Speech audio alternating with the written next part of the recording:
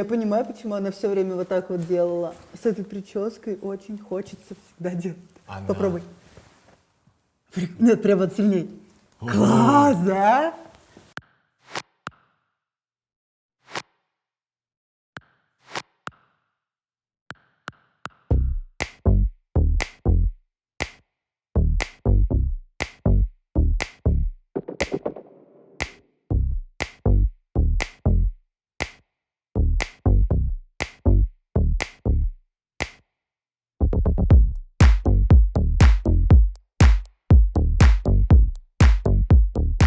Ну, с наступающим.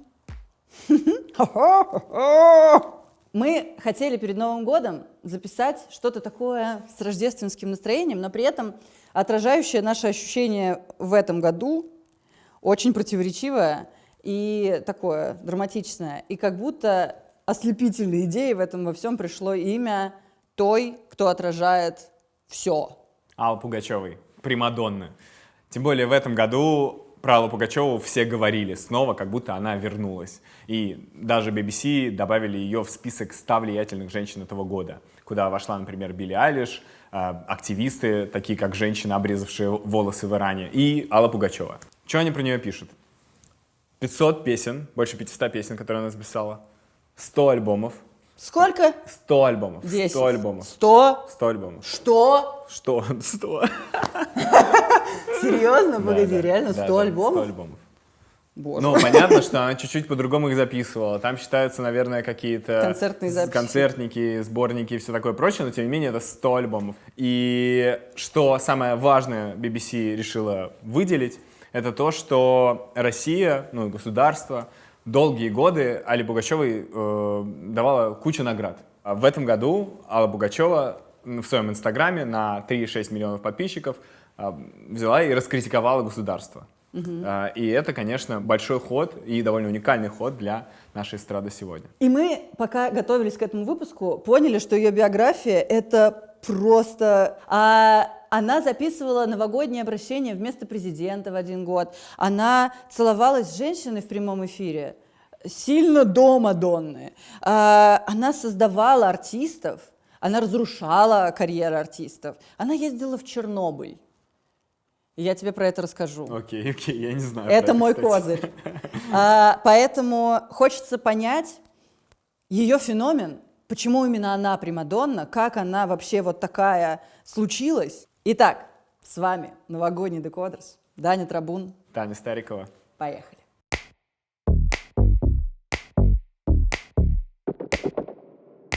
Представьте то время, в которое росла Алла Пугачева. Это время, когда бесконечное количество одинаковых артистов на сцене. Это такие диско, фанк, знаете, такие веселые ребята, которые... Ну, кстати, веселые ребята группы тоже была. Это очень скучное достаточно время. Оно даже называется эпохой застоя, брежневская эпоха. И вот в это время появляется Алла Пугачева. Причем, ну, так звучит, Да. но она появляется в целом обычно. Ну, родилась девочка, что-то там входила в школу, курить рано начала. Whatever. Из фактов. Да, в 16 лет она попадает на прослушивание к Лившицу и Левенбуку. Такие сказочные имена, господи. Это комики. Это комики того времени. Печет солнце, льет дождь, бушует шторм в 12 баллов. Но очередь знает свое дело.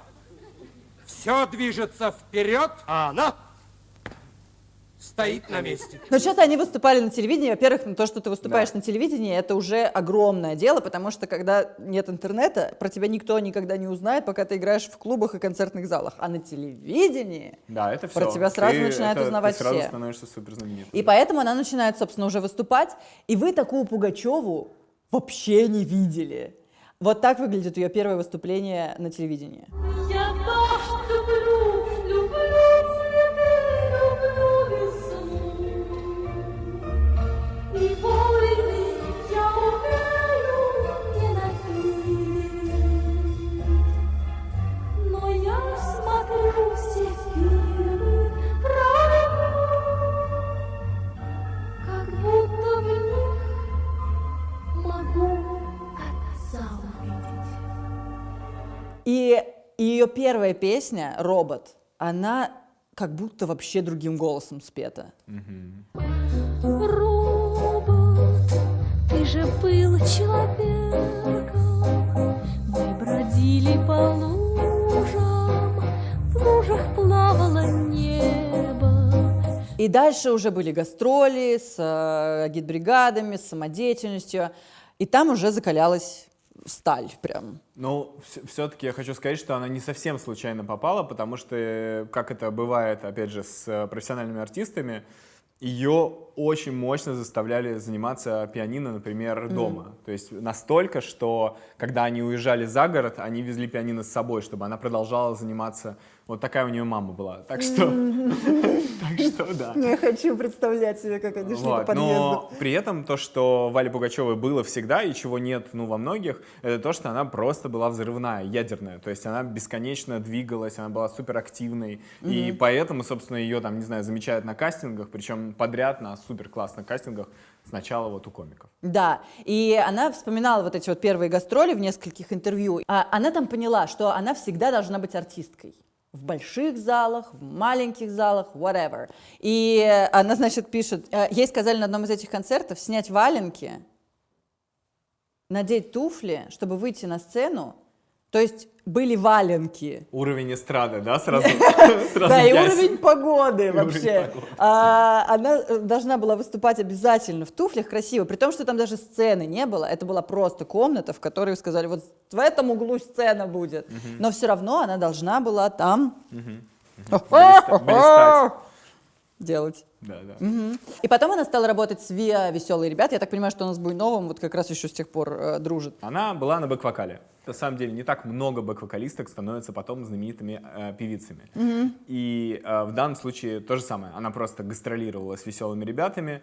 И, в общем, ничего не предвещало, что будет дальше. Давай тогда разберемся, как случился этот скачок от бэк-вокалистки «Веселых ребят» до крестной всей сцены в России.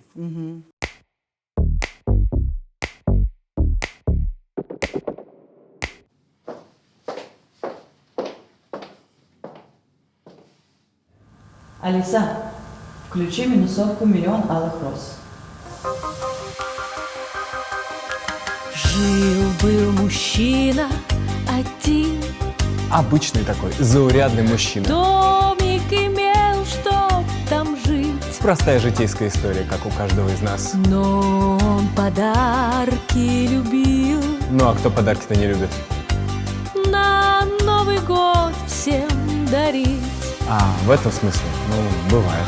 Он тогда продал свой дом, Не, ну в декабре подарки-то дорогие. продал машину жены Пусенька моя бедная. и на все деньги купил Ну сейчас там что-то шикарное будет, роскошное. целое море фигни. Ау, блин. Красный шарф, 2 свечи, стрёмный фен, чей-то мяч, И не дай бог кружку со знаком зодиака. календарь, дождевик, тупо сыр и снэпбэк. Ну реально, ее даже не передаришь никому. А ведь мог взять комплект 2 Алис. Не, ну мог бы, реально мог. Всем вокруг угодить и получить кэшбэк. Новогодняя акция Яндекс.Маркета. Комплект из Яндекс-станции Лайт и новой Яндекс-станции 2 стоят на 3000 рублей дешевле. И кэшбэком вам вернутся 1500 баллов плюса. Покупайте с выгодой, особенно если вы очень любите делать подарки.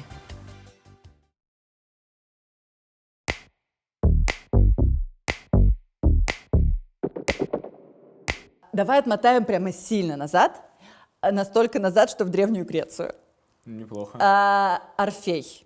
В ее нике Алла Орфей есть это имя. Орфея знаешь? Знакомы? Слышал. Короче, это значит из древнегреческих мифов. Он какой-то сын какого-то бога и какой-то музы, как будто бы даже не важно, каких конкретно, там путаница, но это уже звучит, ну, как нормальное отчество в целом. И он был музыкант.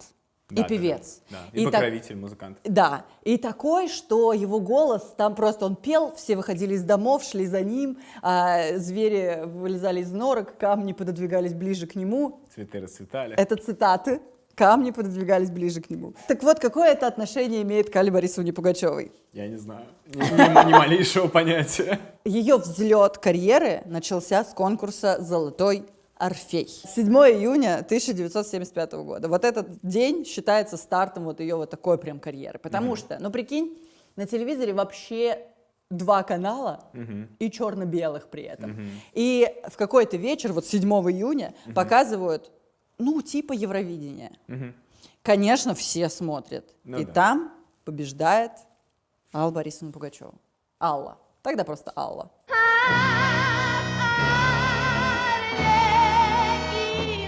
Арлекино, нужно быть смешным для всех.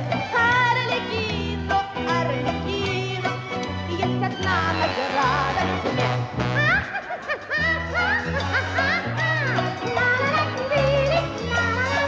Трек вирусится жестко. Это хит прям. Она такая там живая, она там хохочет. Она так классно поет, это удивительно круто смотрится. И главное, что она принесет эту манеру живую через все свое творчество. То есть она всегда поет так, как будто это не песня, а как будто это какое-то сразу шоу, знаешь, какой-то номер. Да. И она, собственно, потом будет учиться в ГИТИСе на режиссера концертных программ и будет ставить все свои концертные программы сама. Это будут ее курсовые дипломные работы. Меня очень шокирует. Вот прикинь, принимать дипломную работу, Алла Борис. учитывая, что это ее концерт. Просто приходишь на ее концерт, покупаешь билет, потом ставишь зачет, идешь спать. Итак, что происходит дальше? Она в «Веселых ребятах» все круче и круче и ярче себя ведет, и в конце концов ей просто отдают отдельное время, в котором она поет сама. Ясные светлые глаза вижу я в сиянии дня. Не кори меня, где веселье, там слеза. И это вот история про то, как бэк-вокалистка вдруг выходит вперед сцены и захватывает все внимание. Да, и там зрители зовут на бис именно Аллу. Да. Это, конечно, жестко обидно для «Веселых ребят», поэтому они постепенно расходятся разными дорогами, чтобы не быть просто аккомпанирующим ансамблем. Да. А она берет себе аккомпанирующий ансамбль, «Ритм» он назывался, и, собственно, с ним и отыгрывает вообще очень много десятилетий вперед, как Да. главная солистка.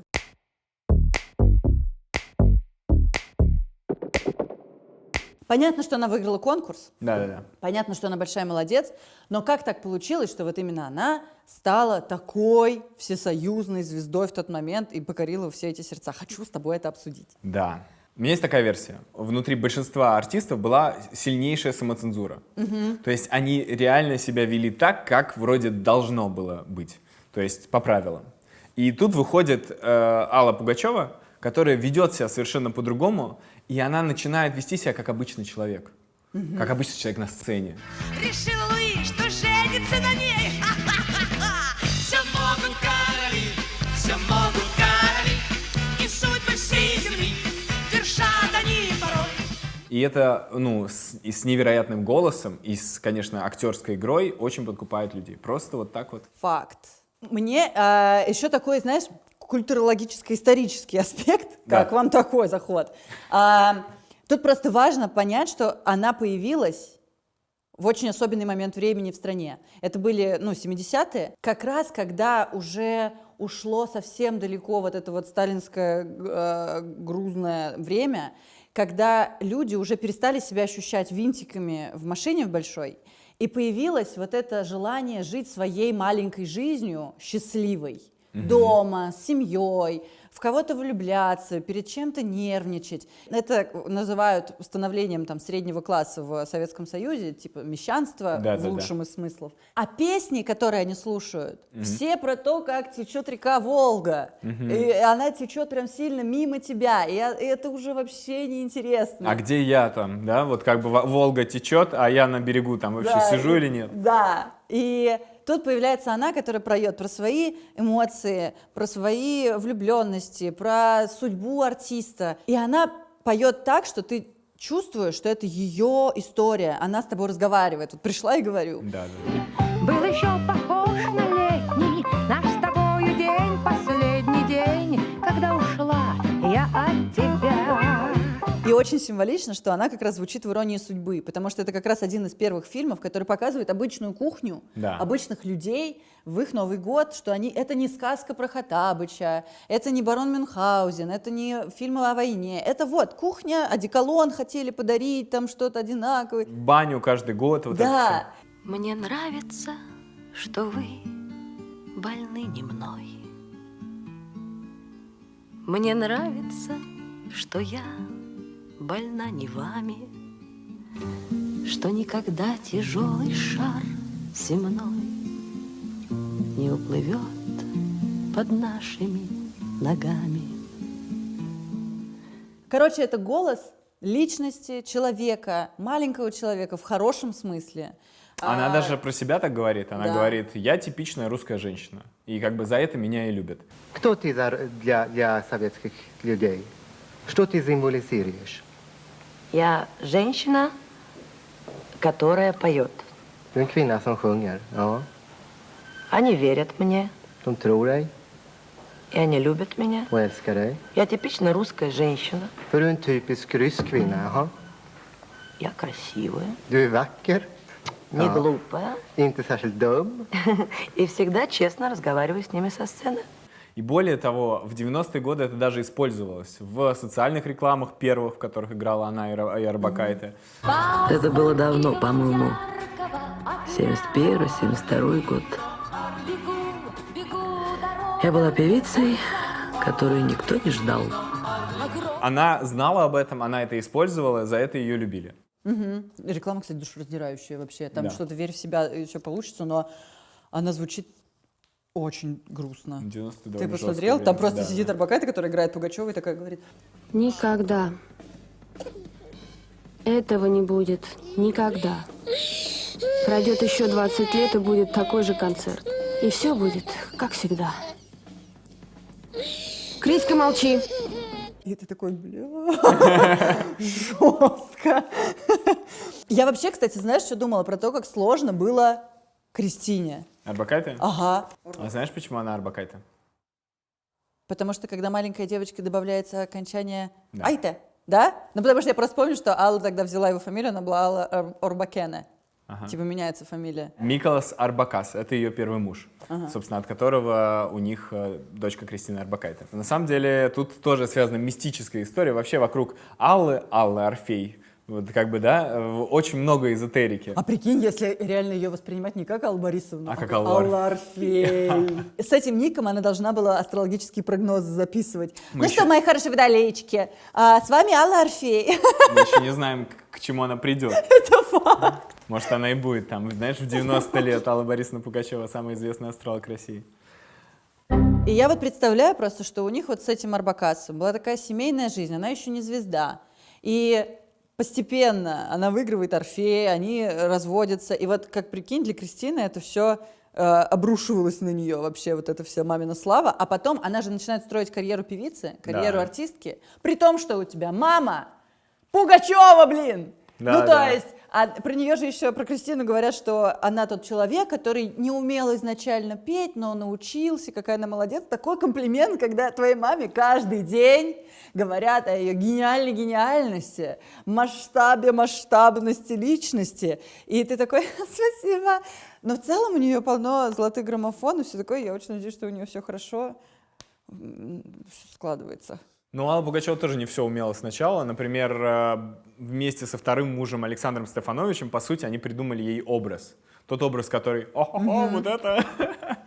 Они придумали его вместе. Да, он какой-то режиссер был, Да, да? он был режиссером. И история такая, что у них был даже просто список того, что она должна делать. Они придумали список, пункты. Зайти за туалетной бумагой Нет, ну, в аптеку? например, был такой пункт, как правильно войти на сцену, который назывался «Пугачевский бунт». Ты представляешь сразу, что это значит, да? Вот это вот. Да, ты сразу заходишь, все, всех взорвала, все. Вот как бы это они сделали с Александром Стефановичем. Вообще с каждым мужем они вместе очень много чего делали. Они создавали новый образ, они создавали новую музыку. Со Стефановичем конкретно я это визуализировала в «Ла Ла Ленд». Ну, типа, певица и режиссер. Согласись, они вместе снимали. И там как раз какой-то они начинали снимать вместе фильм. Она перессорилась со всей съемочной площадкой. Он очень из-за этого расстроился. Они в итоге начали разводиться. Он отдал роль Софии Ротару. Нормально. Это жестко. А это худшее его решение в жизни. Ну там уже точно развод Да. вообще. И, собственно, после этого она выходит замуж за Евгения Болдина. Он тоже из индустрии, из тусовки. Понятно. Он типа концертный директор, и он с ней поставил все вот эти ее концертные программы, с которыми она тогда выступала. То есть это тоже такой очень плодотворный был дуэт. Но причем в официальном браке они прожили год всего, а когда развелись, она через 3 недели вышла замуж за Киркорова. Но это совсем другая история. Долгая и счастливая, кстати. Да, долгая, счастливая и очень плодотворная. Это правда. Какой Киркоров счастливый на этих фотках со свадьбы, с венчанием, я не могу, он такой щеночек довольный. Он так долго за ней ухаживал, слал ей цветы. Да? Короче, после «Орфея», после этого взлета у нее начинается вообще другая звездная жизнь. И она превращается вот в ту Пугачеву, которую мы знаем. У нее появляется вот этот вот стиль еще ее, который я очень хотела с тобой обсудить. Потому что тогда это вообще был разрыв. Я смотрю, как выглядит там София Ротару, а тогда еще были Эдита Пьеха, вот это вот все. И даже уже взрослые, они когда с Софией Ротару вместе выступают, Пугачева на ее фоне выглядит, ну, очень открытый, откровенный такой, потому что София Ротару такая... И Алла прям... Аллочка, ну ты что, ну давай, споем вместе. С одной стороны, Алла Пугачева блистала на эстраде, да, где есть определенные правила, то есть ты должна быть там какой-то вот такой царственной женщиной, и в то время особенно. А с другой стороны, это копна волос, этот странный балахон. Ага. Вот, она даже называла этот образ «шиза». История про то, как она сожгла химией волосы. Ей парикмахерша там в Польше, кажется, на концерте просто сделала эту копну, и Алла Борисовна такая посмотрела на это и сказала: да, это то, что мне нужно, теперь я буду ходить так всегда. Вот. Но вообще, надо сказать, что у нее, правда, очень необычный стиль. И я не скажу, что мне этот стиль, например, прям супер нравится. То есть он для меня странноватый. Да, но она как будто иногда очень, как будто не звездно выглядит. Ну, то есть странно, какие-то неподходящие к этому сапоги, что-то какая-то странная шапка. Чего вообще? И при этом у нее просто такая длинная карьера, и было очень много концертов, что до нас дошло полно офигенных образов. Все так. А между этим еще было, господи, по 3 концерта в день. Как смогла, так и выглядела вообще. Это правда. Давай я так скажу, что самый главный образ мы помним. Это балахон короткий и лосины. Это 90-е, это уже Юдашкин. Сначала был балахон, который сделал Зайцев. И балахон сделал, потому что она, по крайней мере, как говорят, стесняла своего тела. То есть это такая вот история, очень похожа на Билли Айлиш чем-то, знаешь, вот эта вся история, когда Билли Айлиш ходила в худи, вот этих всех, и потом, наконец-то, перестала этого стесняться. В конце концов, в 90-е годы Алла Пугачева тоже стала везде показывать свои ноги. Вот. Но мой любимый образ, который, я считаю, просто уровня Леди Гаги на ее пике, это образ с концерта, где она пела «Айсберг». Вот он здесь. Да, это прям, это волшебно. Лучше. Но это стиль прям. Да, это прям стиль. Это как будто бы, вот если сейчас кто-то так выйдет, ты не будешь ощущать, что это какой-то ретро или еще что-то такое. И это все еще очень смело. Да, я согласна.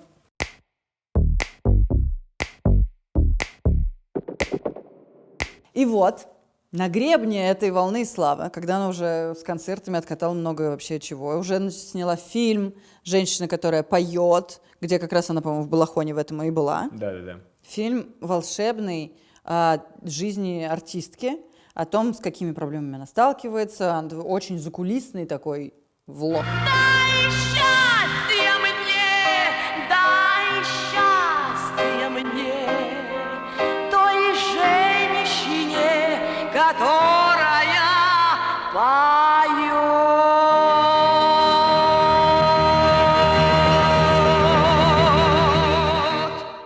Она выпускает первый альбом, который у нас где-то здесь висит. Вон он, боже, он в центре. «Зеркало души» называется он. Он состоит из 2 пластинок. И на первой части там такие ее личные драмы. Она прям вот кричит о своей боли, очень эффектно. И, например, песня «Что вы плакать никогда». Она автор слов и музыки. А когда вдруг вспыхнет рампа, хлынут слезы, как вода, лишь на сцене плакать можно, а вот в жизни никогда, чтобы плакать. Никогда. И тут я хочу разобрать удивительный феномен женщины, которая поет.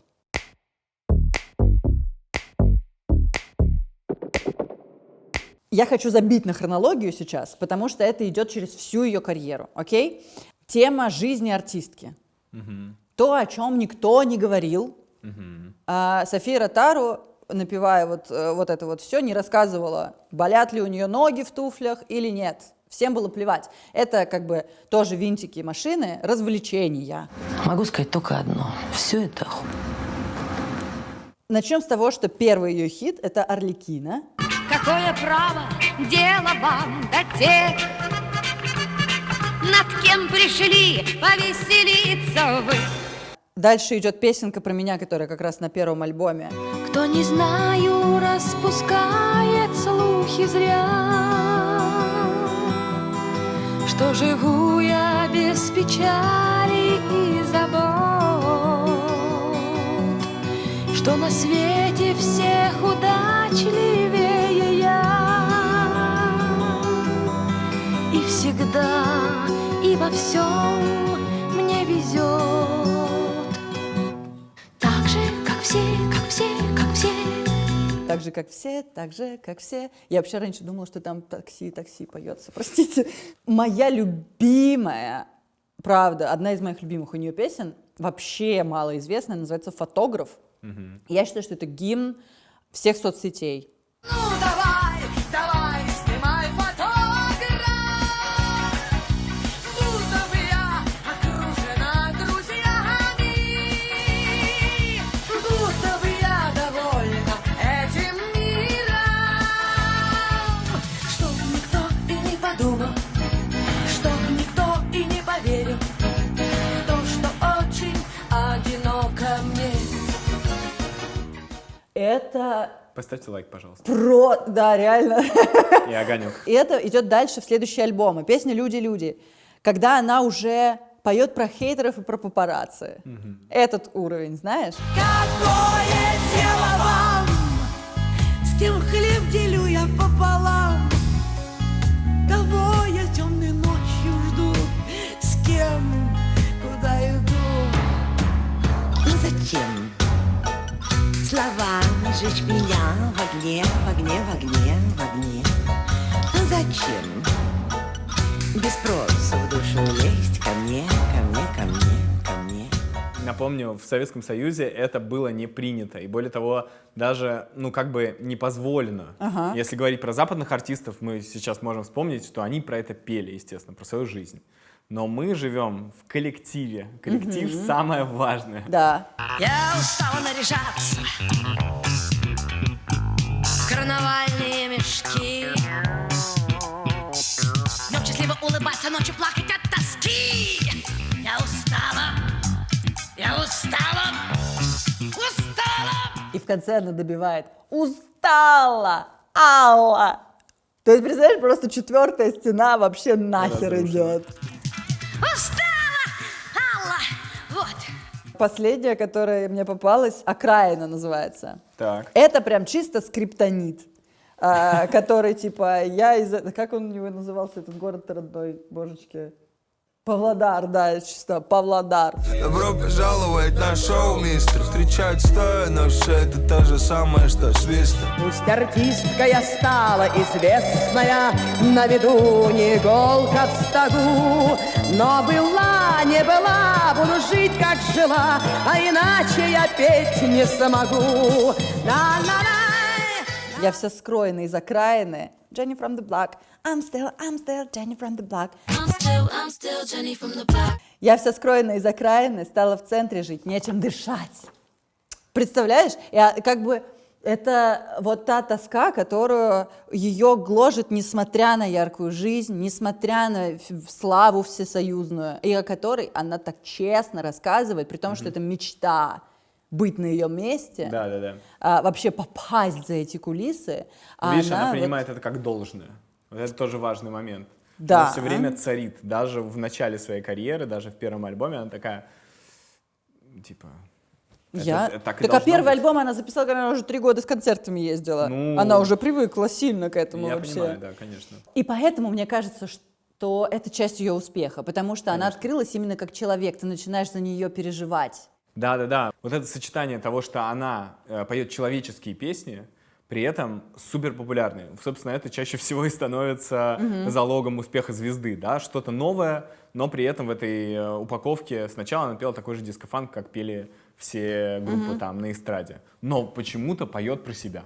Такие все, что? Прикольно. Да, Вот. и при этом ты очень ей веришь, потому что она во многих этих песнях правда писала слова. Она писала даже и себе, ну, как бы сама писала тексты, и она переписывала чужие тексты, которые ей приходили. То есть, например, есть песня «Женщина, которую люблю», которую она превратила в «Женщину, которая поет». Согласись, в 1000 раз сильнее звучит «Женщина, которая поет».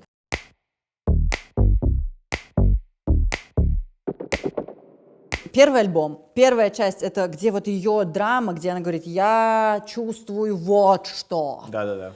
А вторая уже снова в маске, причем во многих разных. Там как раз песня «Недоучки», где она что-то там какого-то мальчика-волшебника играет. Даром преподаватели время со мною тратили, даром со мною мучился самый искусный маг. Как будто бы очень понятный пример будет, если вот сейчас для нас на фоне телевидения такого вылизанного представить любого блогера, который говорит о себе, рассказывает, как он живет, о своих там каких-то сложностях, и при этом снимает шоу, где он веселый, стоит, и ты Галич такая, знаешь, типа, вот мои личные проблемы, а вот вам шоу с школьниками, вот прям идеальные 2 иллюстрации. И она вот стала этим человеком, который умеет и играть круто, и ты при этом чувствуешь, что за этим стоит живой, дышащий, думающий, чувствующий человек. Мне кажется, еще, знаешь, такая деталь, вот, которую ты сказала, что это двойной альбом, в котором вторая часть — это такие эксперименты и разные жанры, это тоже проходит через все ее творчество, потому что она экспериментатор. Она никогда в одном жанре не останавливалась, она делала бесконечное количество абсолютно разных песен. Вот, и нам сейчас кажется, что Алла Пугачева — это очень, единый образ, вот она в балахоне делает, и все. А там вообще, там столько жанров разных. Да. И это просто типа ассоциативно от Адель до Оззи Осборна примерно шкала.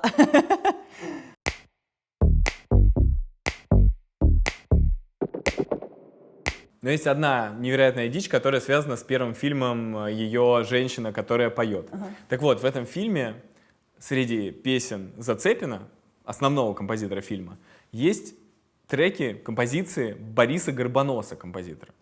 Этого композитора посватала Алла Пугачева. Она пришла к Зацепину и попросила, слезно умоляла, говорила, что вот, есть такой бедный, несчастный Борис Горбонос, который очень хотел, чтобы просто записать со мной песни. Вот, показала его фотографию, рассказала о том, что, не знаю, там, он инвалид, что он скоро умрет, не знаю, болеет чем-то и так далее. И Зацепин согласился пустить Аллу Пугачеву на студию и записать все эти песни. Но есть вторая часть этой истории. Бориса Горбоноса никогда не существовало. Борис Горбонос — это и есть Алла Пугачева. И даже есть фотография Бориса Горбоноса. Это Алла Пугачева с усами, которая сидит за пианино. Просто, да? Горбонос — это она!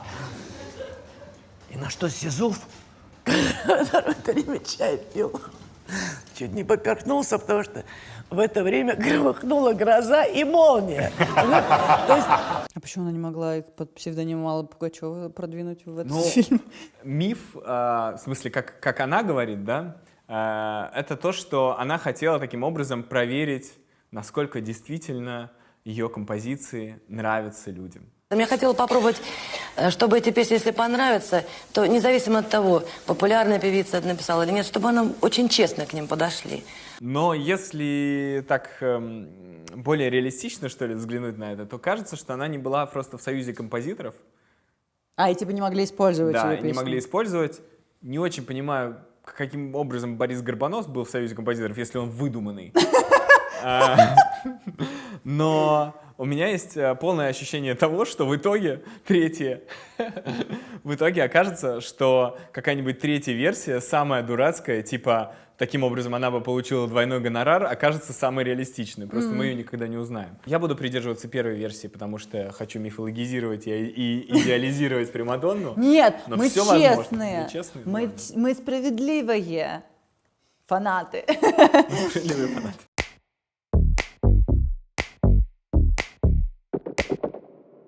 И вопрос, который наверняка у вас возник, пока мы все это обсуждаем, почему у меня такие необветренные мягкие губы?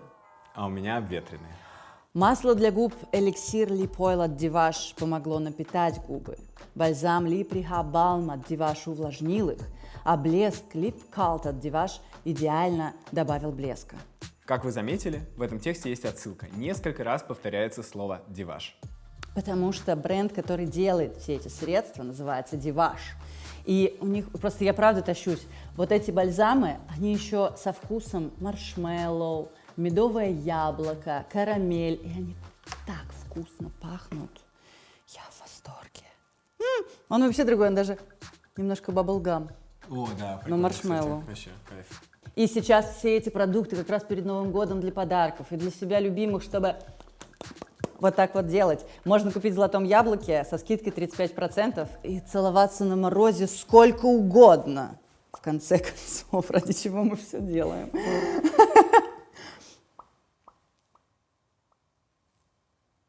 Продолжим?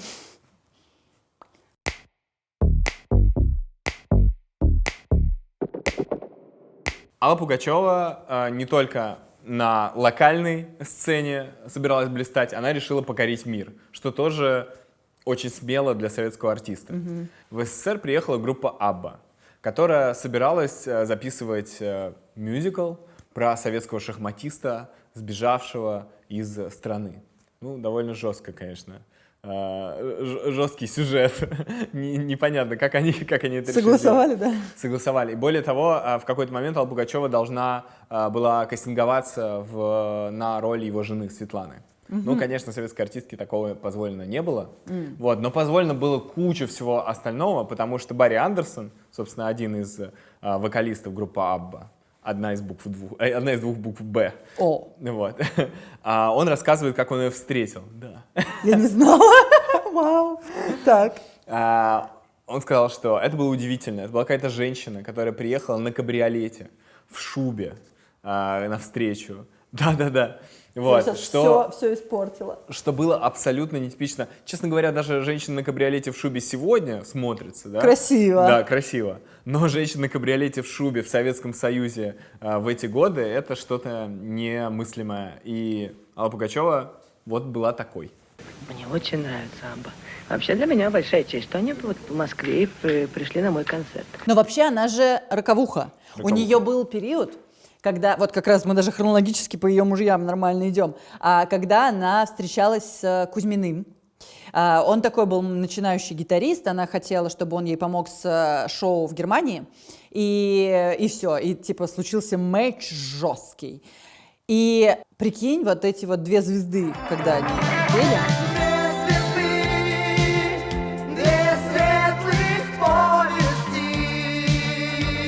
И я представляю, когда вот смотрю на них, они такие влюбленные, просто поют эту песню. Они оба тогда были в браках, и они начинают творить вместе, ездить по гастролям. Это прям вот The Star is Born. Когда мечты утонут, когда сердца устанут, искать причины бесконечных бед. Он рокер, она меняет стиль, она становится такая гранжевая, знаешь. И они... Вроде как, вот мне мама говорила, что они, когда ездили куда-то на гастроли, они снимали полностью этаж в отеле, чтобы никто не знал, что там происходит, потому что он тоже бунтарь тот еще. И у них вот это вот такая гастрольная, красивая, долгая любовь. И я еще хочу отдельно здесь в «Покорении Запада» упомянуть, что она в ФРГ вместе с Кузьминым пела антивоенную песню. Я не могу смириться никогда с тем, что люди убивают людей. Невощенных решений города во имя чьих-то безумных идей. У нас одно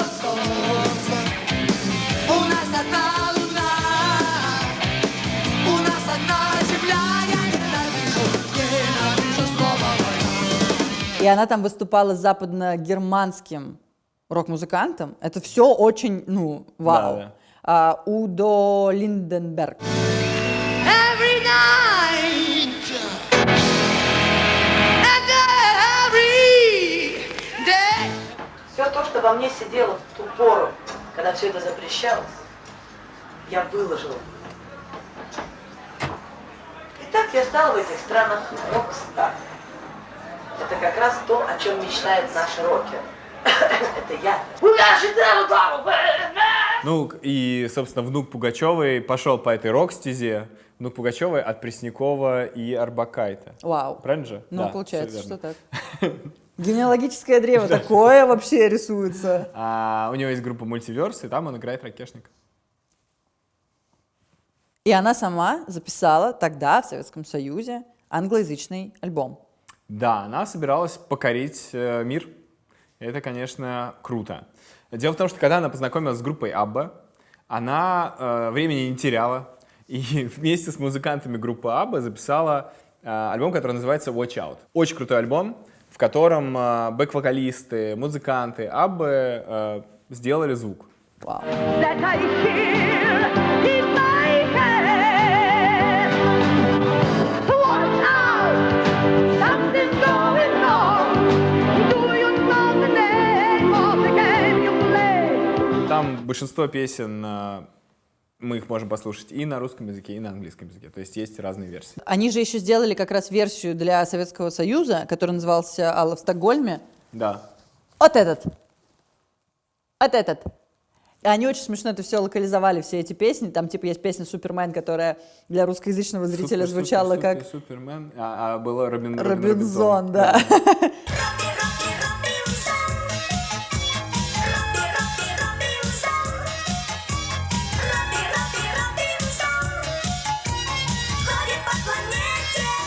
Ну, такая адаптация. А что? Какой Супермен вообще может быть? И недавно эта песня оказалась в шоу Джимми Фэллон в рубрике «Do Not Play», где они находят всякую музыкальную дичь, и он, ну, прям достает ее пластинку и обсуждает ее. Ту.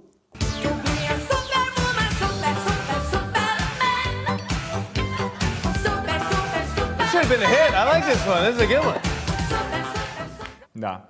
Но хотя общий тираж этих двух альбомов был что-то типа около 3 миллионов копий, ну то есть безумное количество. Но при этом мало при для этом нее. говорят, что большая часть тиража, конечно, была в Советском Союзе продана.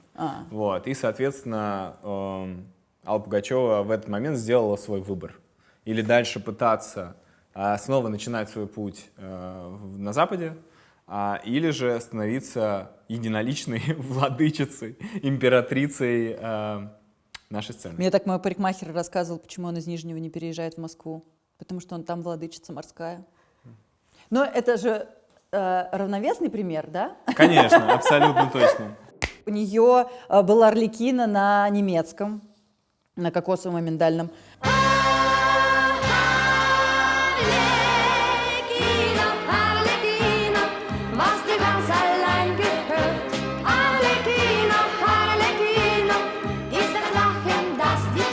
«Миллион алых роз» на японском слышал? Слышал, офигенно, это надо послушать.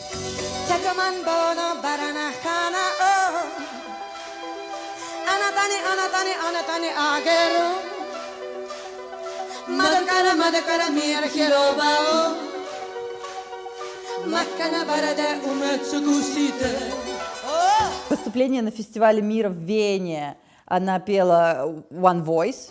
If only one voice would start it on its own. We need just one voice facing the unknown. Ну, она на финском даже исполняла песню.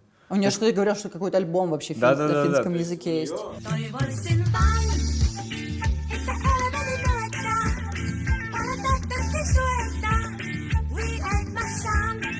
Короче, Аллу Пугачеву можно послушать на всех языках мира. Ну, на большом количестве языков мира. Это очень мило. Она, Алла Пугачева, выступала в Северной Корее. Ну, да.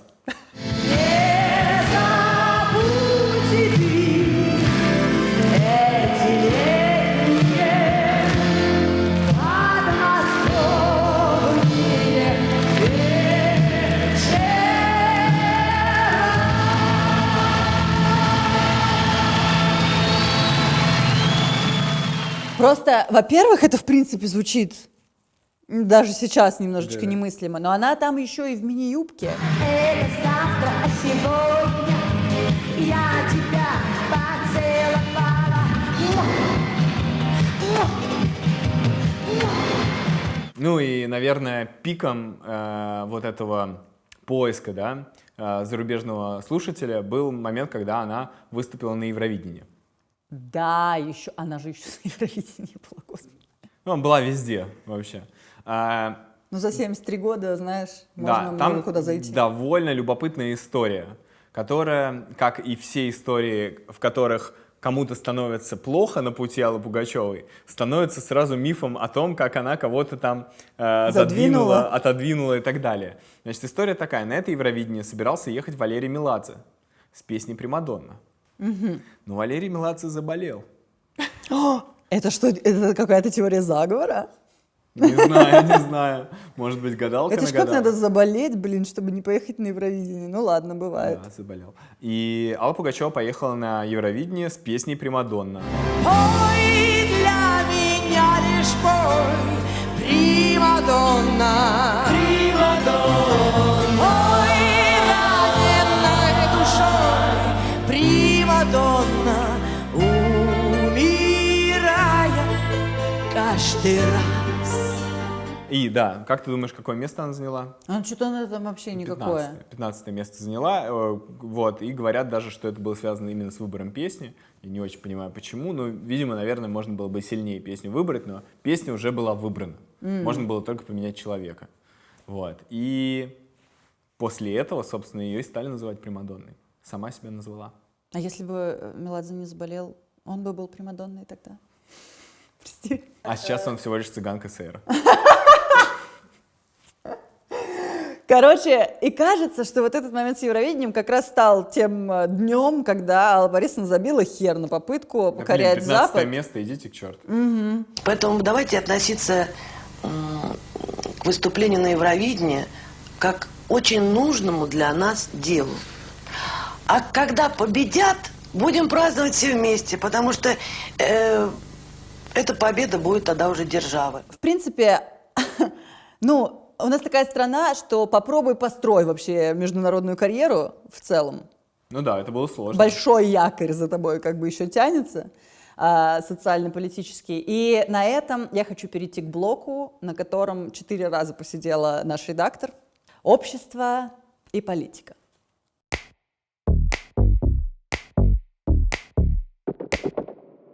Да, сразу хочу сказать, что мы никого не пытаемся оскорбить, не нарушить ни один закон. Ну, блин, это так становится сложно! Мы попытаемся все-таки сделать так, чтобы честно рассказать, как Алла Пугачева жила. То время, в котором она обходила все запреты, очень подходит на наши, поэтому мы будем ее же тропинкой юлить. Да, кажется. и как известно, по этой тропинке, чтобы пройти, советские люди рассказывали анекдоты. Так, И у меня есть анекдот про Аллу Борисовну Пугачеву. давай. Анекдот звучит так.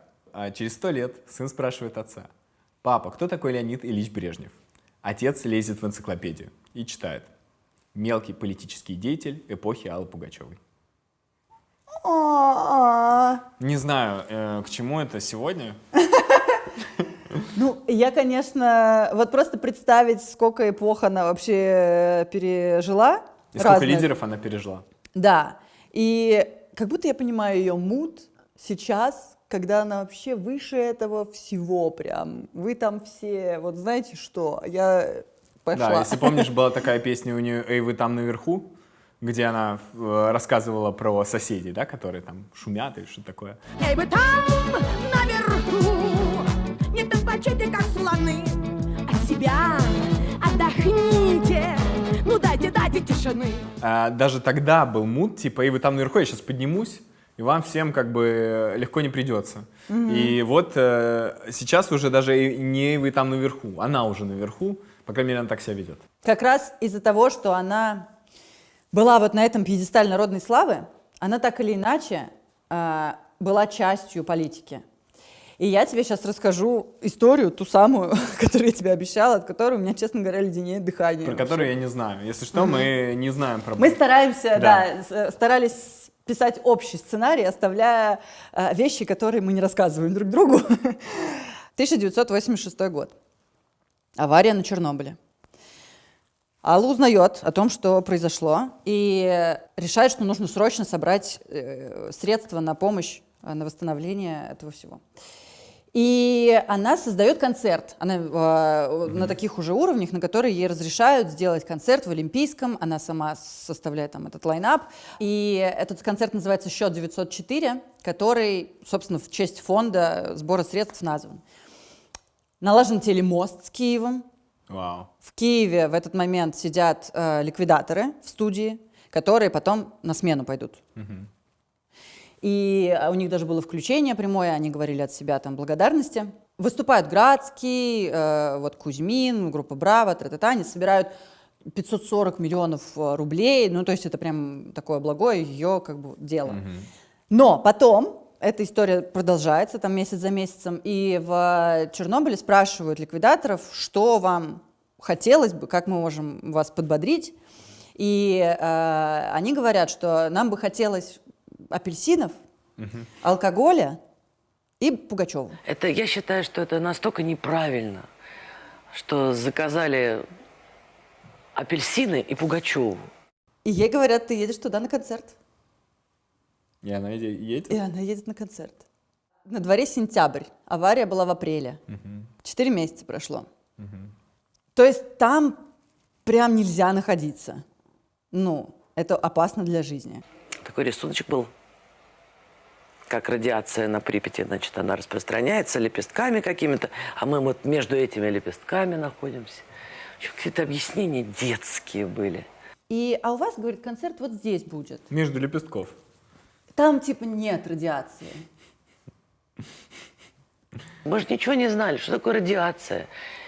Когда туда уже приехали, тогда мы поняли, когда нам стали говорить, не ешьте, не пейте, одежду, в которую вы ходите, вы должны все это сжечь. И цветы не брать на перроне. И она говорит, и тут мы начинаем понимать вообще, что происходит. Когда мы вышли на перрон, когда мы бегут с цветами, они к нам, а мы от них. Чудовищная какая-то нелепость положения. И, конечно, понахватались там этих рентген. Конечно, она не будет выступать в костюме химзащиты. И она отыгрывает весь концерт, потому что она научилась выступать в вечерних туфлях вместо валенок. Она артистка. Это просто жесть, честно говоря, потому что я смотрела ее разговор с Малаховым, по-моему, и он ее задает вопрос, что вот там годовщина Чернобыля. Он говорит, ой, умоляю, даже не вспоминай об этом. В этом году исполняется юбилей Чернобыля. Я считаю, что это великий гражданский подвиг, который вы совершили. Андрюша, не напоминай ты мне об этом. Это не подвиг, это просто потому что ничего не понимали, такая глупость произошла. И у них у всех начались проблемы с эндокринной системой, и с голосом у нее начались проблемы после этого. Так что я чернобылец. И все вот эти вот изменения, конечно, и с голосом, и с эндокринной системой. Это... Боюсь, что от этого. Ты вообще можешь себе нахрен представить это? Полная жесть. Это, конечно, еще говорит о позиции артистов в то время, потому что вот задача. Ну да. Давай, езжай. В нашей душе только 3 слова, и мы их сегодня произнесем. Я за всех, за нас, которые стоят на сцене. Служу Советскому Союзу. И в комментариях под одним из этих концертов на Ютубе, там комментатор пишет, что мой папа был на этом концерте тогда, и все были очень счастливы, там висели на деревьях, только бы ее увидеть вообще, это им очень было важно. И там написано, именно после этого концерта атмосфера зачумленности вокруг эвакуированных и ликвидаторов стала понемногу спадать, если даже главная звезда советской эстрады, сама Пугачева, выступила возле ЧАЭС, значит, жить можно и нужно, говорю, как свидетель событий, написано там. Красиво. Такая. Да, да. У нее была роль тогда. Героическая довольно-таки. Еще о проявлении человечности Аллы Пугачевой. В 1999 году вместе с Лос-Анджелесским хором она выступила за права меньшинств и исполнила песню «We shall overcome», что означает «мы справимся».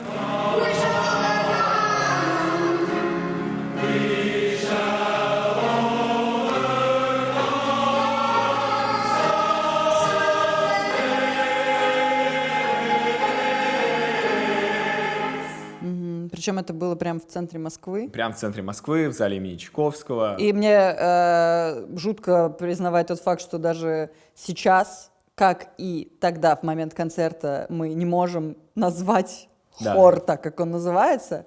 Правда, после перевода, стыдливо отредактированного местными корректорами, гей-хор превратился просто в мужской хор из Лос-Анджелеса. Таковым и был заявлен в концертных программах фестиваля «Голоса России», где принимал участие в качестве дорогих гостей. Ну да, это был концерт в поддержку сексуальных меньшинств. А художественный руководитель хора тогда сказал, что эта песня дает надежду на то, что мы можем жить в любви и мире. И нет другого такого человека, кроме Аллы, с кем можно это сделать. Да, она же вообще икона. Она примадонна. Ну, то есть бесконечно люди ей всех ориентаций вдохновляются и восхищаются. И я хочу зачитать цитату Аллы Пугачевой для того, чтобы мы все просто понимали, что это ее как бы настоящая позиция. Это не просто она с хором выступила. Потому что цитата, мне кажется, гениальная и очень, к сожалению, актуальная сегодня. К этому явлению можно плохо относиться только от дремучести, от непонимания элементарных вещей. Первое — это природа, переть против природы, верх абсурда, глупости и невежества. Человек родился таким, каким родился. И это все касается людей. А что по непосредственно политикам? Не людям. Мне кажется, это нужно оставить. Извини, Тань, я согласен. Что я имею в виду? Что есть ее отношения с населением, а есть ее взаимоотношения с правительствами в разные периоды времени нашей страны. С Горбачевым у нее были отличные отношения даже с семьей, с его. И потом был Ельцин, которого она тоже сразу поддерживала. Да, собственно, Ельцина она поддерживала. Даже есть песня, которую она выпустила в рамках предвыборной кампании Ельцина, которая называется «Да-да, нет, да». Ты хочешь, чтобы я тебе сказала «да»? Да-да-да-да-да-да-да. Все это для меня такая ерунда. Да-да-да-да-да-да-да. «Да-да, нет, да» — это такой, знаешь, шифр. Таким образом нужно было ответить в бюллетене, чтобы проголосовать за Ельцина. И «Да-да, нет, да» заполонила вообще всю Россию в какой-то момент. То есть это была одна из, наверное, крутейших политтехнологических компаний того времени. Потому что, голосуя за Ельцина, это не значит, что я именно за него.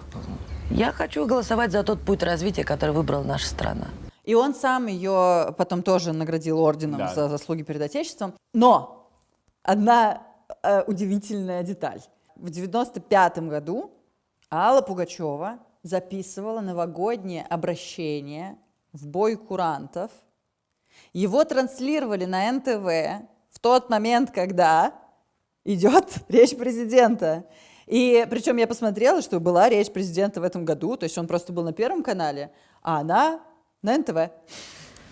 И чокнемся шампанским за Новый год, чтобы не чокнуться в Новом году от новых проблем. С Новым годом! Такой, моя-то девочка. 2023. И позже она открыто поддерживала Михаила Прохорова. Она сначала хотела вступить в его партию, потом он баллотировался в президенты РФ, и она была в общественном совете. Они даже с Макаревичем пели про него песню «Самый высокий». Если мастодонта объявить вожаком, то в каменный век придем, и мы не знаем, какие нам отпущены сроки, и где беда, и где успех. Но если ты родился самым высоким, ты просто видишь дальше всех. Что сейчас? Алла Пугачева — это прям важная, скрепа российская. Ну да. И поэтому она никогда не выступала против Путина, против Единой России, даже выступала за. То есть, никогда специально ничего такого не делала, но она была ок с этим. Она там даже в какой-то общественный тоже совет входила и все такое. Я давно знаю Владимира Путина, знаю его как умного человека, у которого слова с делом никогда не расходились и не расходятся. Сказал, не пойдет на третий срок, значит, не пойдет. Поэтому я не хочу участвовать в этом вселенском плаче. Путин, останьтесь, Путин, останьтесь. Я пойду и проголосую за Единую Россию, за его партию, а стало быть, за него. И вам советую сделать то же самое. В какой-то момент она разругалась с Единой Россией. Ходили слухи про то, что ей не дают построить театр. Театр песни Аллы Пугачевой. Собственно, театр песни Аллы Пугачевой так и не появился. Соответственно, и не надо его закрывать сегодня, правильно? Удобно. Очень удобно. Пескова недавно спросили, как Путин относится Да. к Пугачевой. Он сказал, что они знают друг друга, они знакомы, они неоднократно встречались, нормально относятся. Нормально. Нормально. Но она, как и многие, ненормально отнеслась к специальной военной операции. Они покинули страну вместе с Максимом Галкиным и с детьми. Ну, дети, насколько поняла, она приезжала же вот как раз в августе, типа, в школу их отдавать. Не знаю, Да, как было. сейчас. И она не очень активно ведет в соцсети, а Галкин активно, и он очень активно высказывал свое мнение. И 16 сентября 2022 года Минюст России включил Галкина в список иноагентов. Через 2 дня Пугачева написала пост о том, что она просит признать себя иностранным агентом вслед за мужем. «Прошу зачислить меня в ряды иноагентов моей любимой страны, ибо я солидарна со своим мужем, честным, порядочным и искренним человеком, настоящим и неподкупным патриотом России, желающим родине процветания, мирной жизни, свободы слова и прекращения гибели наших ребят за иллюзорные цели, делающие нашу страну изгоем и утяжеляющие жизнь наших граждан», написала певица. И Милонов уже потребовал лишить ее всех званий, замок там уже что-то грозятся отнять. И вот 10 октября Алла Борисовна заявила, что они покинули страну. Ну да. На данный момент дела обстоят так. Это довольно интересно, потому что раньше, ну вообще она пережила очень сложные времена. То есть она пережила время, у которого есть много разных историй, но 90-е годы, это перестройка, там было всякое. И есть прямой вопрос ей в интервью, что должно случиться, чтобы вы уехали из России. И она отвечает: «Отсюда уехать может заставить только страшная обида на родину-мать. Пока никто так не обижал, но я бы не хотела быть нищей в своей стране. Если сделают так, что я буду нищей, то лучше я буду нищей в другой стране». Эль, 97 год. Ну, в тот момент, когда депутаты требуют лишить себя всех государственных званий, мы знаем, что музыкантам запрещают концерты и все такое, в целом, к сожалению, ее опасения сбываются. Заставка.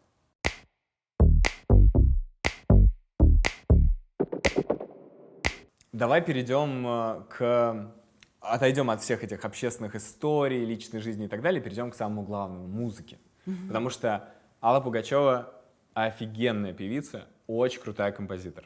И, наверное, ну для меня лично круто, и, наверное, то, что ее отличает от многих артисток на эстраде, то, что она попробовала вообще все.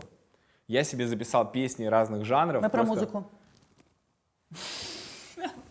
Во-первых, она делала веселую советскую музыку, которую мы все знаем. Такой диско-фанк легкий. Ну, Арлекин на самом деле про это. Вот.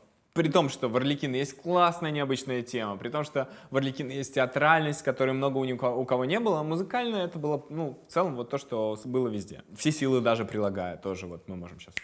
Все силы даже прилагая, признание долго я прожду. Я жизни дружбу предлагаю, но предлагаю и вражду.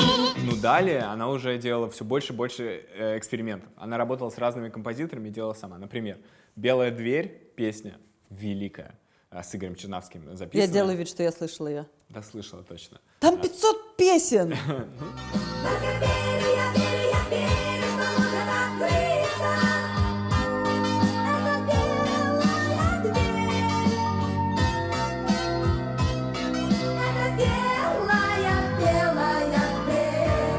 «Белая дверь» — это такой, ну, не знаю, психоделический поп, типа MGMT.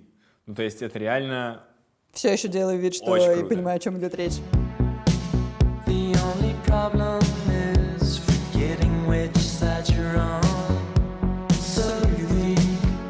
Были какие-то вещи околороковые, типа «Алло», там, где прям гитарные запилы. Глупо и смешно, впрочем, все равно.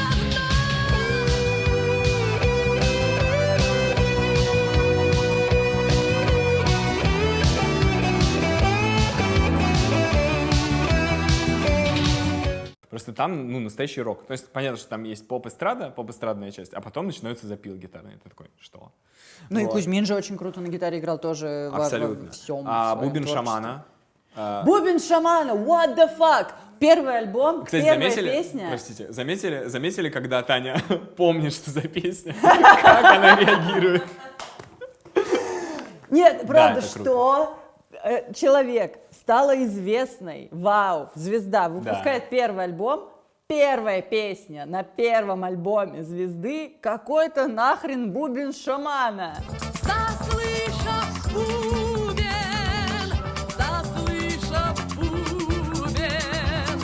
запляшут духи у огня.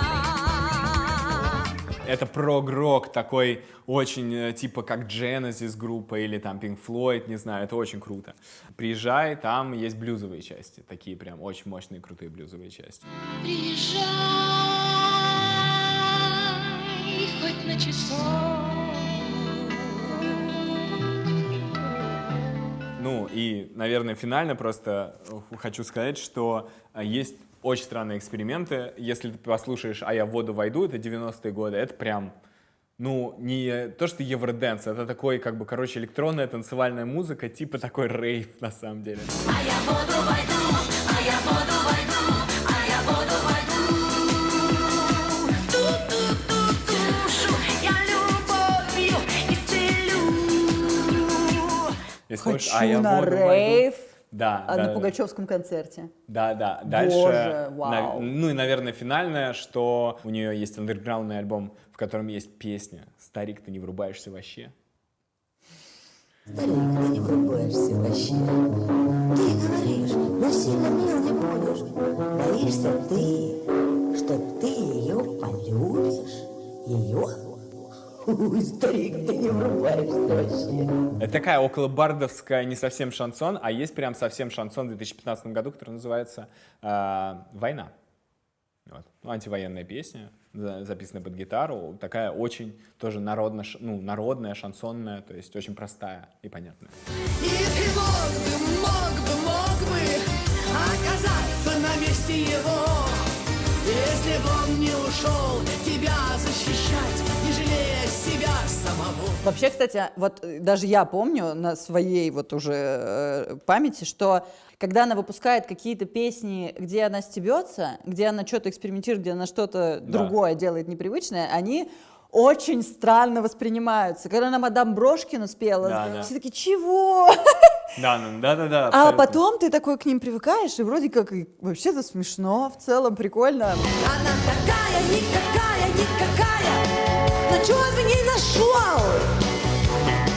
А я такая, такая, во какая. Но мой поезд ушел. Она, даже когда с этими экспериментами выступала тогда, я помню, что после новогодних каких-нибудь ее шоу, где она премьеру устраивала, представляешь, что, блин, мы вообще не такое хотели. Мы Можно думали, старую Пугачеву. что ты сейчас выйдешь, вот это хо-хо, а тут какая-то чего-то шутка песенная, а ей, прикинь, как надоело одно и то же делать. Но Она с одной очень стороны, много прикинь, хотела как надоело, а с другой стороны, какая должна быть внутренняя сила, чтобы такое просто типа... Да, вот похер вообще. Будь со мной праздником, кнутом и пряником, самой большой бедой, или не будь со мной. И еще, наверное, важный момент, что опять в этих песнях есть вся ее жизнь. Появляется ее новый муж, все, он как бы часть ее творчества. И это тоже довольно интересно. Да. Вот. И это вот есть такое настоящее шоу. Ничего не страшно попробовать, нету ничего священного, нет никакой священной эстрады или священного рок-н-ролла, который нельзя трогать. Я попробую все. И интересно, что музыканты ее принимали, те же самые рокеры.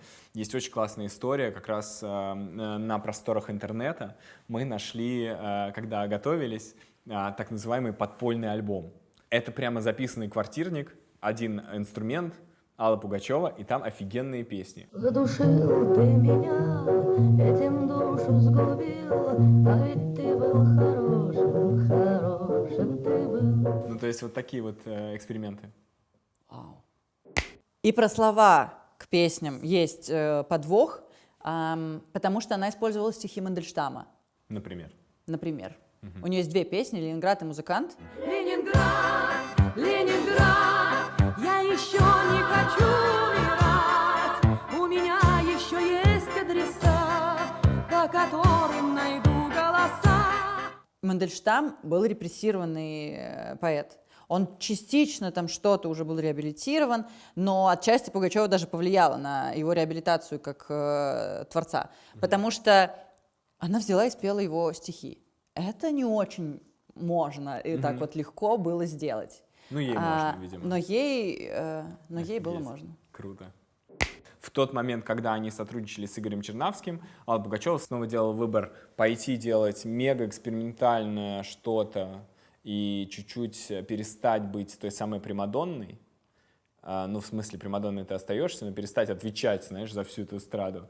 Или все-таки сделать это отдельным маленьким экспериментом и продолжать быть тем, кем она являлась. Вот. Ну, и она осталась примадонной, и дальше очень много чего сделала, конечно.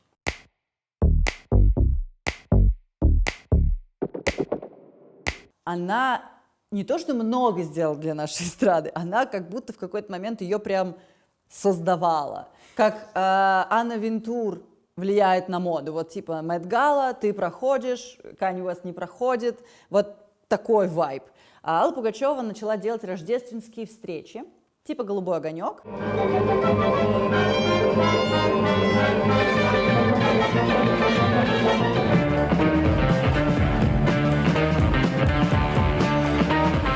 То, что рождественские встречи в стране, в которой как бы нет Рождества, принимаем это как должное. Еще принимаем то, что мы берем и просто делаем свой... Ну, мы сами выступили вместо президента, делаем свой голубой огонек, что хотим, то и делаем. Да.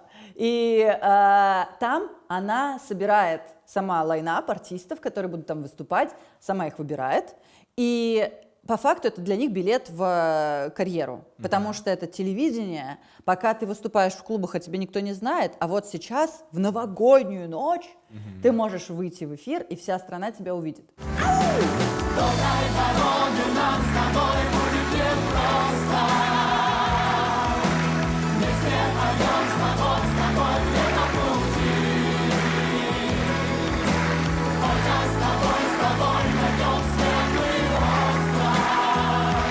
Чистый остров надежд. И она таким образом создала очень много имен. У меня из ассоциаций рубрика «Музыкальная в вечернем Урганте», который очень часто подсвечивал новых музыкантов. Да посмотришь ты на меня! Да-да-да-да-да, на меня! Филипп Киркоров. Симпатичными часиками. Встречайте, наш самый юный гость. Там на крышах, где Родион Газманов. Там, например, на этих встречах выступили первый раз А-студио, Буйнов, отдельный, в смысле, у нее уже в «Веселых ребятах», а сам Укупник. Первый раз спел стюардесса по имени Жанна Пресняков. И вообще я вот так вот задумываюсь, что у нее на синтезаторах начал играть мальчик Игорь Николаев. Ну вот такие, знаешь, люди, которые для нас уже, ну, мастодонты такие, а они все мальчиками, девочками, вот при ней что-то начинали там. Да, ну даже, я не знаю, группа Любэ, у которой, вот мы знаем, да, давай, да, как бы мы очень хорошо понимаем, какой образ у группы Любэ, и кажется, что группа Любэ была всегда. Так вот, костюмы и образ группы Любэ придумала Алла Пугачева. Вот на этих рождественских встречах. Да. До утра не погаснет окошко. Глеб Щеглов и Володя не спят. Пресловутая черная кошка забоится о наших ребят. И это, конечно, ну ты представляешь, да? И они такие, так это же мы не только на рождественских встречах можем так выглядеть. Это же реально работает. И стали... жить в этих костюмах. Но при этом, обладая этой властью, она многим карьерам и мешала. Да. Потому что если ты не нравишься Пугачевой, очень сложно сделать карьеру на российской эстраде тогда было. И, например, из людей, которые от этого пострадали, Маша Распутина, которая, я так понимаю, даже и не Маша, и не Распутина, да? Нет, не Маша. Она Алла. Она Алла. И ей не разрешали брать это имя, потому что Алла должна быть одна. И я читала какую-то книгу на 500 страниц, где Маша Распутина очень смешно вспоминает, что она на какой-то репетиции, значит, вышла петь. И Алла пришла, такой шухер. Все трясутся, лебезят перед ней, сразу атмосфера такая мертвящая, омерзительно. Я тогда уже про себя, подавляя рвотные ощущения, догадывалась. Нет, тут я не приживусь со своим буйным нравом независимой бабы. Алла не потерпит. Она сразу углядит во мне ту, что ее уберет. Какое-то время была тенденция у некоторых певиц, у которых не сложилась судьба, почему-то говорит, что я им перекрыла кислород. Ну, это понятно. Это Нет, как раз. удивительно, что тенденция была только у тех певиц, которых не получилось чего-то. Понимаешь, вот не получилось. Одна заявляла, я там так пела, еще она там все запретила меня. Я, представляешь? Я сама-то дрожала, как бы меня не запретили. Значит, я пошла на телевидение, запретила ее. Так мне хотелось к ней подойти и сказать, ты на рожу свою смотрела? А даже тех, кого она вроде бы продвигала, потом все равно они, если куда-то исчезали, это становилось предметом мифов и легенд о том, что она на самом деле убрала. Заперла их у себя в чулане. Да, потому что есть история про Жанну Агузарову и группу «Браво», про то, как Алла Пугачева их нашла, вытащила на музыкальный ринг, и вообще им покровительствовала, прям буквально говоря о том, что мне пора на покой. Должен быть какой-то человек, который, ну, имеет такие же вокальные данные. И такой же образ Шизы. И такой же, на самом деле, такой же образ Шизы, как Жанна Агузарова. Я уже старая больная женщина. Ну что и вы, что вы. мне бы хотелось, в общем-то, видеть какую-то, знаете, и замену себе. А у нас очень тяжело выходят молодые певцы. Особенно вот начинающие, которым даже некому помочь, и на телевидении-то их не берут, и записи им не делают. И потом, плюс ко всему, я прошла уже большой путь в эстраде. И опыт у меня и находок, и ошибок.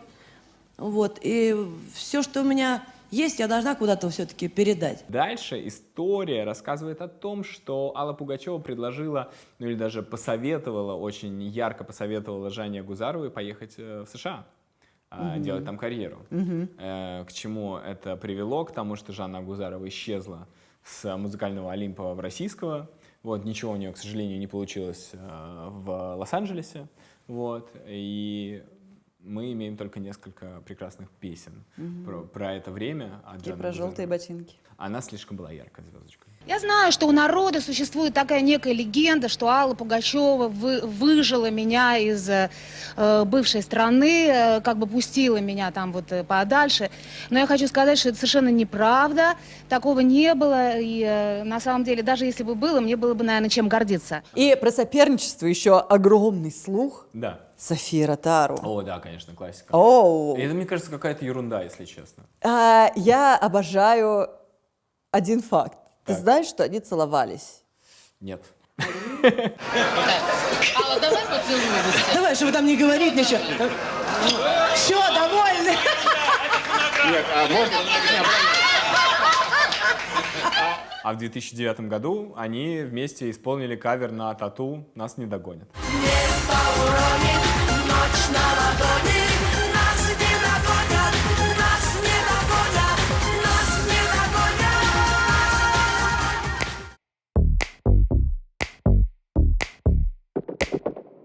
И вот это ее покровительство продолжилось и вот на нашей уже памяти. Она же была там в «Фабрике звезд 5», и все Да, вот да, эти вот Караулова, Подольская, Дайнека, Мигель. Она же всем им очень помогала.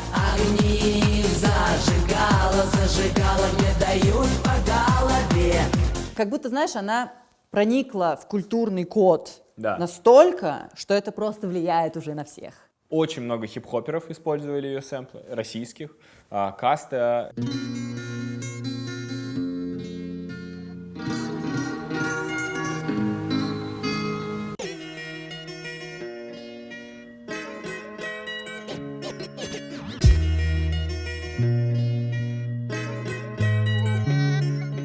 Ее сэмпл используется в песне 50 Cent «Piggy Bank».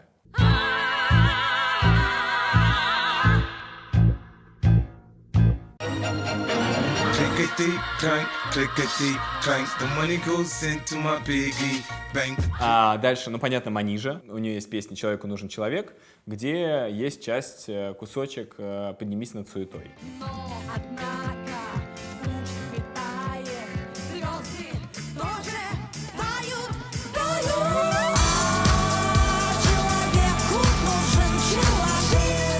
Примеров много, очень часто каверы, понятно, каверы — это самое частое. Ну.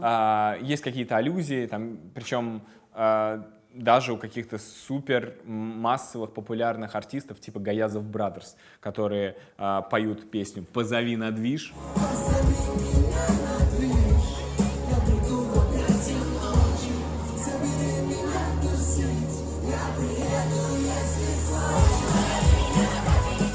Вот так вот Гаязов Brothers появились в декодерах.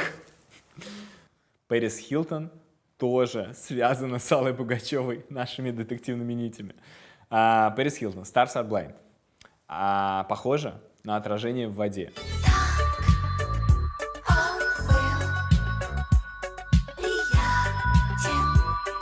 Мощного Гоголь-центр же сделал спектакль Да, «Алла». конечно, это Его было очень режиссировал Серебренников. А ты смотрел? Да, я смотрел, конечно. Да. Это был первый спектакль, который открывал их Гоголь онлайн, как бы. Вот, и это можно было посмотреть.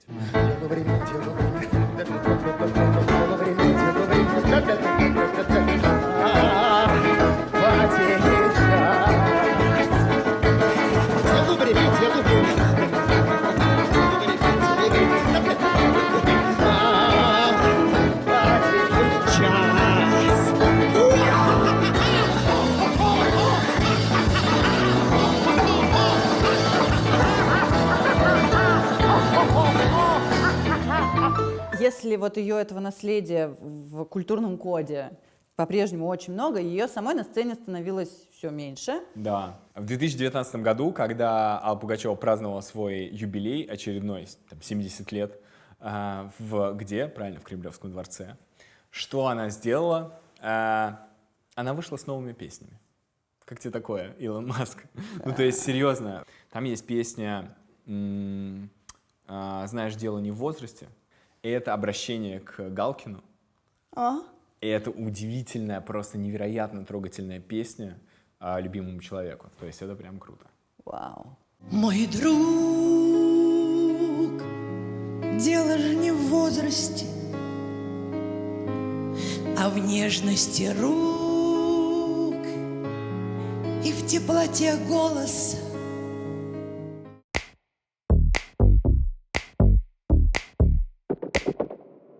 Мы обладаем большим наследием ее песен. Да. И очень многие из них как будто сильно прям стали забываться, поэтому мы решили, пока вот это вот все изучали, собирать те песни, которые нам очень понравились. Мы их собрали для вас в плейлист. Оставим ссылку в описании, чтобы можно было вот в эти новогодние дни включить что-то, кроме Jingle Bells. И как будто все равно все эти песни настраивают на какой-то новогодний лад и представляют, что мы вот все сидим на какой-то рождественской встрече вместе. Я предлагаю, раз уж у нас такие рождественские встречи, то есть мы уже, смотри, мы плейлист сделали. Да. Включайте плейлист. А сейчас погадать на следующий год через строчки Аллы Пугачевой. Обожаю тебя. Выбирай. Ой, я тяну билет, я хочу с Да. глазом. Так. Кто влюблен, кто влюблен, кто влюблен и всерьез свою жизнь для тебя превратит в цветы. Прекрасно, Мне теперь твоя нравится очередь, эта посмотрим. игра. Ну, это очень хорошее тебе предсказание. Да. Так, вот это. Прочь тревоги, прочь сомнения, я теперь стою на этой сцене. Girl, yes! Боже, я жду твой альбом.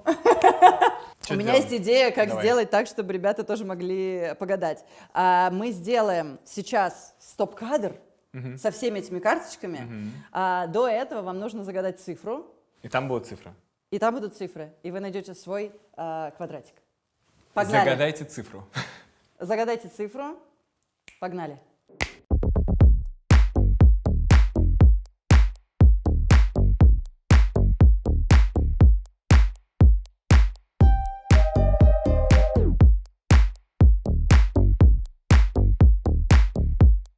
Я еще хочу вот так вот поделать перед концом этого выпуска.